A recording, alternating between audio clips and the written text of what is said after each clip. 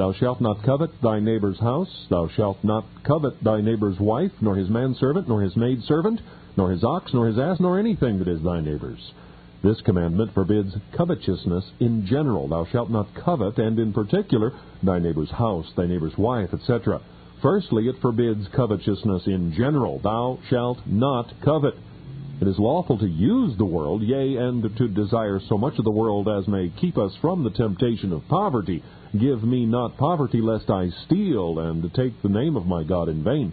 Proverbs 30:8 and 9. And as may enable us to honor God with works of mercy. Honor the Lord with thy substance. Proverbs 3:9.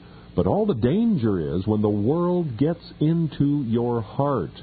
Water is useful for the sailing of the ship. All the danger is when the water gets into the ship. So the fear is when the world gets into the heart. Thou shalt not covet. Question: what is it to covet? There are two words in the Greek which set forth the nature of covetousness. Pleonexia, which signifies an insatiable desire of getting the world. Covetousness is a dry dropsy. Augustine defines covetousness to desire more than enough, to aim at a great estate, to be like the daughter of the horseleech, crying, "Give, give," Proverbs 30:15. Or like Behemoth, he trusteth that he can draw up Jordan into his mouth, Job 40:23. The other word is philarguria, which signifies an inordinate love of the world. The world becomes the idol. It is so loved that a man will not part with it for any good use. He may be said to be covetous not only who gets the world unrighteously, but who loves it inordinately. Firstly, for a more full answer to the question, what is it to covet, I shall show in 6 particulars when a man may be said to be given to covetousness. Firstly, when his thoughts are wholly taken up with the world. A good man's thoughts are in heaven. He's thinking of Christ's love and eternal recompense. When I awake, I am still with thee. That is, in divine contemplation. Psalm 119, verse 18. A covetous man's thoughts are in the world. His mind is wholly taken up with the world. He can think of nothing but his shop or farm. The imagination is a mint house, and most of the thoughts in a covetous man's mint are worldly. He's always plotting and projecting about the things of this life, like a virgin whose thoughts all center upon her suitor. Secondly, a man may be said to be given to covetousness when he takes more pains for getting earth than for getting heaven.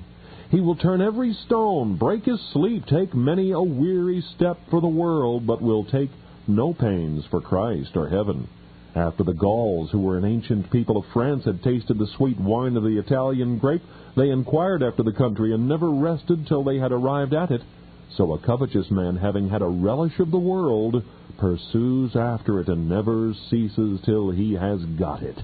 But he neglects the things of eternity. He would be content if salvation were to fall into his mouth as a ripe fig into the mouth of the eater, Nahum 3:12.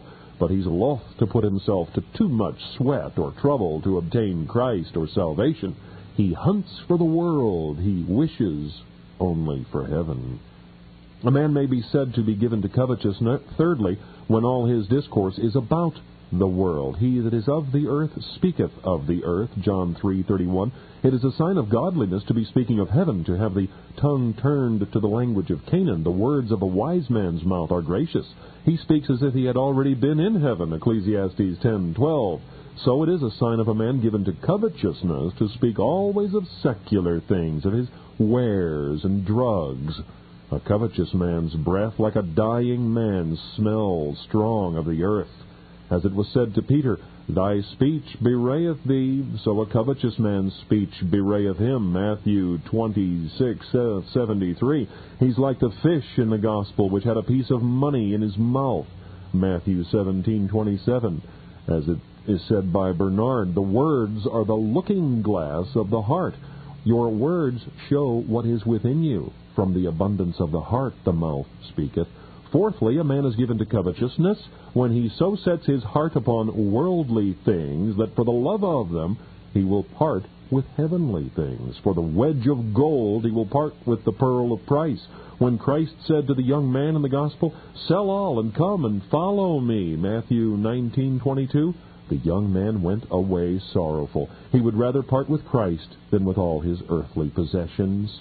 When it comes to the critical point that men must either relinquish their estate or Christ, and they will rather part with Christ and a good conscience than with their estate, it's a clear case that they are possessed with the demon of covetousness. Fifthly, a man is given to covetousness when he overloads himself with worldly business. He has so many irons in the fire, he's in this sense a pluralist. He takes so much business upon him that he cannot find time to serve God. He has scarce time to eat his food, but no time to pray. When a man overcharges himself with the world and, as Martha, cumbers himself about many things that he cannot have time for his soul, he is under the power of covetousness. Sixthly, he is given to covetousness whose heart is so set upon the world that, to get it, he cares not for what unlawful means he uses. He'll have the world by fair means or foul. He'll wrong and defraud and raise his estate upon the ruins of another. The balances of deceit are in his hand. He loveth to oppress. Ephraim said, Yet I am become rich, Hosea 12:7 and 8. Take heed and beware of covetousness, the use of this commandment. Luke 12:15, Take heed and beware of covetousness. It is a direct breach of the 10th commandment. It is a moral vice. It infects and pollutes the whole soul. Firstly, it is a subtle sin, a sin that many cannot so well discern in themselves, as some have cancer, but do not know it or show it. This sin can dress itself in the attire of virtue. It is called the cloak of covetousness in 1 Thessalonians 2, verse 5. It is a sin that wears a cloak. It cloaks itself under the name of frugality and good husbandry. It has many pleas and excuses for itself more than any other sin, as providing for one's family. The more subtle the sin of covetousness is, the less discernible it is. Secondly, covetousness is a dangerous sin, as it checks all that is good. It is an enemy to grace. It damps good affections as the earth puts out the fire. The hedgehog in the fable came to the corny burrows in stormy weather and desired harbor, but when once he had got entertainment, he set up his prickles and never ceased till he had thrust out the poor conies out of their burrows. So covetousness by fair pretenses winds itself into the heart, but as soon as you have let it in, it will never leave till it has choked all good beginnings and thrust all religion out of your hearts. Covetousness hinders the efficacy of the word preached. In the parable, the thorns which Christ expounded to be the cares of this life choked the good seed, Matthew 13:22. Many sermons lie dead and buried in earthly hearts. We preach to men to get their hearts in heaven, but where covetousness is predominant, it chains them to earth and makes them like the woman which Satan had bowed together that she could not lift up herself. Luke 13:11. You may as well bid an elephant fly in the air as a covetous man live by faith. We preach to men to give freely to Christ's poor, but covetousness makes them like the man in the gospel who had a withered hand, Mark 3:1. They have a withered hand and cannot stretch it out to the poor. It's impossible to be earthly minded and charitably minded. Covetousness obstructs the efficacy of the word and makes it prove abortive. They whose hearts are rooted in the earth will be so far from profiting by the word that they will be ready rather to deride the word. The Pharisees, who were covetousness, derided the Savior, Luke chapter 16, verse 14. Thirdly, covetousness is a mother sin, a radical vice. The love of money is the root of all evil, 1 Timothy 6:10. O accursed lust for gold, says Virgil, what crimes do you not urge upon the human heart? He who has an earthly itch, a greedy desire of getting the world, has in him the root of all sin. Covetousness is a mother sin. I shall make it appear that covetousness is a breach of all the 10 commandments. Covetousness breaks the first commandment, thou shalt have no other gods but one. The covetous man has more gods than one. Mammon is his god. He has a god of gold. Therefore he is called an idolater, Colossians 3:5. Covetousness breaks the second commandment. Thou shalt not make any graven image. Thou shalt not bow down thyself to them. A covetous man bows down, maybe not to the graven image in a church, yet to the graven image on his coin. Covetousness is a breach of the third commandment. Thou shalt not take the name of the Lord thy God in vain. Absalom's design was to get his father's crown, which was covetousness, but he talked of paying his vow to God, which was to take God's name in vain. Covetousness is a breach of the fourth commandment. Remember the Sabbath day to keep it holy. A covetous man does not keep the Sabbath holy. He'll ride to the market on a Sabbath. Instead of reading the Bible, he'll do his bookkeeping. Covetousness is a breach of the fifth commandment. Honor thy father and thy mother. A covetous person does not honor his father if he does not feed him with money. Nay, he will get his father to make over his estate to him in his lifetime, so that the father may be at the son's command. Covetousness is a breach of the sixth commandment. Thou shalt not kill. Covetous Ahab killed Naboth to get his vineyard in 1 Kings 21:13. How many have swum to the crown in blood? Covetousness is a breach of the seventh commandment. Thou shalt not commit adultery. It causes uncleanness. You read in the Bible of the hire of a whore in Deuteronomy 23:18. An adulteress for money puts both conscience and chastity on sale. Covetousness is a breach of the eighth commandment. Thou shalt not steal. Covetousness is the root of theft. Covetous Achan stole the wedge of gold. Thieves and covetous are put together in 1 Corinthians 6, verse 10. Covetousness is a breach of the ninth commandment. Thou shalt not bear false witness. What makes the perjurer take a false oath but covetousness? He hopes for a reward. It is plainly a breach of the last commandment, thou shalt not covet. The worshipper of mammon covets his neighbor's house and goods, and endeavors to get them into his own hands. Thus you see how vile a sin covetousness is. It is the mother sin. It is a plain breach of every one of the 10 Commandments. Fourthly, covetousness is a sin dishonorable to religion.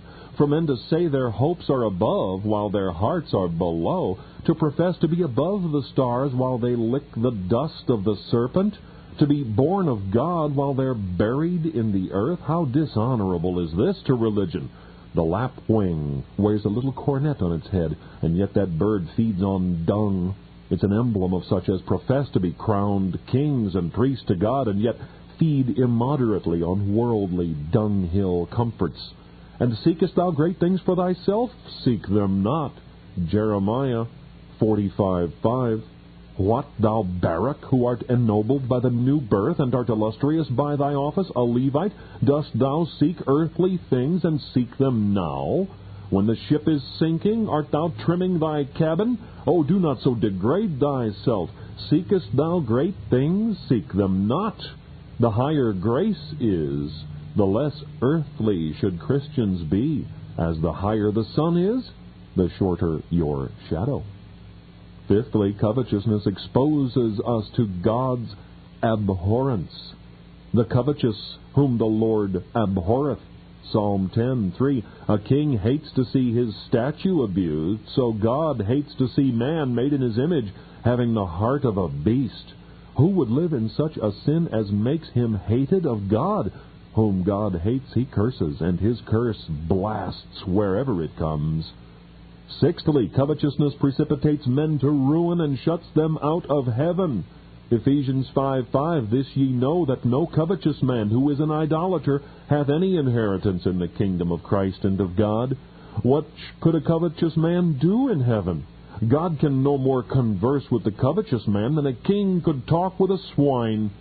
They that will be rich fall into a snare, and many hurtful lusts, which drown men in perdition. 1 Timothy 6:9. A covetous man is like a bee that gets into a barrel of honey and there drowns itself. Like a ferryman taking in so many passengers to increase his fare that he sinks his ferry boat, so a covetous man takes in so much gold to increase his estate that he drowns himself in perdition. I've read of some inhabitants near Athens, Greece, who, living in a very dry and barren land, took much pains to draw a river to that land to water it and to make it fruitful. But when they'd opened the passages and brought the river to it, the water broke in with such force that it drowned the land and all the people in it. This is an emblem of a covetous man who labors to draw riches to him, and at last they come in such abundance that they drown him in perdition. How many, to build up an estate, pull down their own souls? Oh, then flee from covetousness. I shall next prescribe some remedies against covetousness. Secondly, I am in the next place to solve the question, what is the cure for this covetousness? Firstly, faith. This is the victory that overcometh the world, even our faith. 1 John 5:4. The root of covetousness is distrust of God's providence. Faith believes that God will provide, that he who feeds the birds will feed his children, that he who clothes the lilies will clothe his lambs, and thus faith overcomes the world. Faith is the cure of care. Faith not only purifies the heart, but satisfies it. It makes God our portion, and in him we have enough. The Lord is the portion of mine inheritance. The lines are fallen unto me in pleasant places. Yea, I have a goodly heritage. Psalm 16:5 and 6. Faith, by a divine chemistry, extracts comfort out of God. A little with God is sweet. Thus faith is a remedy against covetousness. It overcomes not only the fear of the world, but the love of the world. Secondly, judicious considerations will be a cure against covetousness. Consider as what poor things these things below are, that we should covet them. They are far below the worth of the soul, which carries it in an idea and resemblance of God. The world is but the workmanship of God. The soul is God's image. We covet that which will not satisfy us. He that loveth silver shall not be satisfied with silver. Ecclesiastes 5:10. Solomon had put all the creatures in a retort and distilled out their essence, and behold, all is vanity. Ecclesiastes 2:11. Covetousness is a dry dropsy. The more a man has, the more he thirsts. The more water is drunk, the more is craved, says Ovid. Worldly things cannot remove trouble of mind. When King Saul was perplexed in conscience, his crown jewels could not comfort him. 1 Samuel 28:15. The things of this world can no more ease your troubled spirit than a gold cap can cure your headache. The things of the world cannot continue with you. The creature has a little honey in its mouth, but it has wings to fly away. These things either go from us, or we from them. What poor things are they to covet? The second consideration is the frame and texture of the body. God has made your face to look upward towards heaven. He gave man an uplifted face with the order to gaze up to heaven, says Ovid. Anatomists observe that whereas other creatures have but 4 muscles to their eyes, man has a 5th muscle by which he is able to look up to heaven. And as for the heart, it is made narrow and contracted downwards, but wide and broad upwards. As the frame and texture of the body teaches us to look to things above, so especially the soul is planted in the body as a divine spark to ascend upwards. Can it be imagined that God gave us intellectual and immortal souls to covet earthly things only? What wise man would fish for catfish with golden hooks? Did God give us glorious souls only to fish for the world? Sure, our souls are made for a higher end, to aspire after the enjoyment of God in glory. The third consideration is the examples of those who have been condemners and despisers of the world. The primitive Christians, as Clemens Alexandrinus observes, were sequestered from the world and were wholly taken up in converse with God. They lived in the world, above the world, like the birds of paradise, who soar above in the air and seldom or never touch the earth with their feet. Luther says that he was never tempted to the sin of covetousness. Though the saints of old lived in the world, they traded in heaven. Our conversation is in heaven, Philippians 3:20. The Greek word signifies our commerce or traffic or citizenship is in heaven. Enoch walked with God, Genesis 5:24. The affections of Enoch were sublimated and took a turn in heaven every day. The righteous are compared to a palm tree. In Psalm 92:12, Philo observes that whereas all other trees have their sap in their root, the sap of the palm tree is toward the top, and thus is an emblem of the saints, whose hearts are in heaven, where their treasure is. Thirdly, the third remedy for covetousness is to covet spiritual things more than earthly things. Covet grace, for it is the best blessing. It is the seed of God, 1 John 3:9. Covet heaven, which is the region of happiness, the most pleasant clime. If we covet heaven more, we shall covet earth less. To those who stand on the top of the Alps, the great cities of Campania seem but as tiny villages. So, if our hearts were more fixed upon Jerusalem above, all worldly things would disappear, would diminish, and be as nothing in our eyes. We read of an angel coming down from heaven and setting his right foot on the sea and his left foot on the earth, Revelation 10:2. Had we been in heaven and viewed its superlative glory, how should we, with holy scorn, trample with one foot upon the earth and with the other foot upon the sea?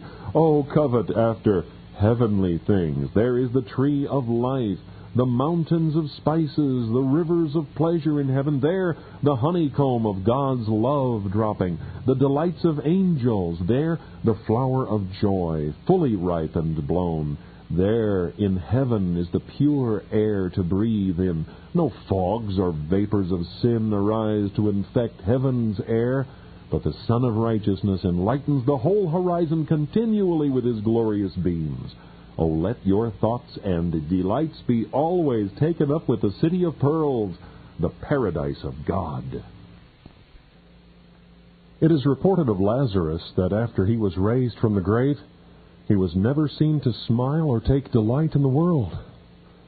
Were our hearts raised by the power of the Holy Ghost up to heaven, we should not be much taken with earthly things. Fourthly, the fourth remedy against covetousness is to pray for a heavenly mind. Lord, let the lodestone of thy Spirit, the magnet of thy Spirit, draw my heart upward. Lord, dig the earth out of my heart. Teach me how to possess the world and to not love it, how to hold it in my hand and not let it get into my heart. Secondly, having spoken of the command in general, I proceed to speak of it more particularly. Thou shalt not covet thy neighbor's house, thou shalt not covet thy neighbor's wife, etc. Observe the holiness and perfection of the law that forbids the first motions and risings of sin in the heart. Thou shalt not covet. The laws of men take hold of actions, but the law of God goes further. It forbids not only actions, but desires. Thou shalt not covet it. It is said, thou shalt not take away his house. Thou shalt not covet it. These lusts and desires after the forbidden fruit are sinful. The law has said, thou shalt not covet, Romans 7:7. Though the tree bears no bad fruit, it may be faulty at the root. So, though a man does not commit any gross sin, he cannot say his heart is pure. There may be faultiness at the root. There may be sinful covetings and lustings in the soul. A use, let us be humbled for the sin of our nature, the risings of evil thoughts, coveting that which we ought not. Our nature is a seed plot of iniquity. Like charcoal that is ever sparking, the sparks of pride, envy, covetousness arise in the mind. How should this humble us? If there be not sinful actings, there are sinful covetings. Let us pray for mortifying grace, which like the water of jealousy may make the thigh of sin to rot. Question: why is the house here put before the wife? In Deuteronomy, the wife is put first. Neither shalt thou desire thy neighbor's wife, neither shalt thou covet thy neighbor's house. Deuteronomy 5:21. In Deuteronomy, the wife is set down first in respect of her value. She, if a good wife, is of far greater value and estimate than the house. Her price is far above rubies, Proverbs 31:10. She's the furniture of the house, and this furniture is worth more than the house. When Alexander had overcome King Darius in battle, Darius seemed not to be much dismayed, but when he heard his wife was taken prisoner, his eyes like spouts gushed forth water, for he valued his wife more than his own life. But in Exodus, the house is put before the wife because the house is first in order. The house is built before the wife can live in it. The nest is built before the bird is in it. The wife is first esteemed, but the house must first be provided. Firstly, then, thou shalt not covet thy neighbor's house. How depraved is man since the fall of Adam! He knows not how to keep within bounds, but covets more than his own. Ahab, one would think, had enough. He was king, and we should suppose his crown revenues would have contented him, but he was coveting more. Naboth's vineyard was in his eye, and stood near the smoke of his chimney, and he couldn't be quiet till he had it in possession. Were there not so much coveting, there would not be so much bribing. One man takes away another's house from him. It's only the prisoner who lives in a tenement slum that may be sure none will seek to take it from him. Secondly, thou shalt not covet thy neighbor's wife. This is a bridle to check the inordinate and brutish lusts. It was the devil that sowed another man's ground, Matthew 13:25. But how is the hedge of this commandment trodden down in our times? There are many who do more than covet their neighbor's wives. They take them. Cursed be he that lieth with his father's wife, and all the people shall say, Amen, Deuteronomy 27:20. If it were to be proclaimed, Cursed be he that lieth with his neighbor's wife, and all that were guilty should say, Amen, how many today would curse themselves? Thirdly, thou shalt not covet thy neighbor's manservant, nor his maidservant. Servants, when faithful, are a treasure. What true and trusty servant had Abraham? He was his right hand. Fourthly, nor his ox, nor his ass, nor anything that is thy neighbor's. Were there no coveting ox and ass, there would be no stealing. First men break the 10th commandment by coveting, then the 8th commandment by stealing. Question: what means should we use to keep us from coveting that which is our neighbor's? The best remedy is contentment. If we're content with our own, we shall not covet that which is another's. Paul could say, I have coveted no man's gold or silver. Whence was this? It was from contentment. I have learned in whatsoever state I am, therewith to be content. Philippians 4:11. Content, as Jacob says, I have enough, Genesis 33:11. I have a promise of heaven, and have sufficient to bear my charges thither. I have enough. He who has enough will not covet that which is another's. Be content, and the best way to be contented is, firstly, believe that the condition to be best which God, by his providence, carves out to you. If God had seen fit for us to have more, we should have had it. Perhaps we could not manage a great estate. It's hard to carry a full cup without spilling, and a full estate without sinning. Great estates may be great snares. A boat may be overturned by having too much sail. The believing that estate to be best which God appoints us makes us content. And being contented, we shall not covet that which is another's. Secondly, the way to be content with such things as we have and not to covet another's is to consider the less we have, the less account we shall have to give at the last day. Every person is a steward and must be accountable to God. They who have great estates have the greatest reckoning. God will say, What good have you done with your estates? Have you honored me with your substance? Where are the poor you have fed and clothed? If you cannot give a good account, it will be sad, and should make you contented with less a portion now, to consider the less riches now, the less reckoning then. This is the way to have contentment. There is no better antidote against coveting that which is another man's than being content with that which is your own.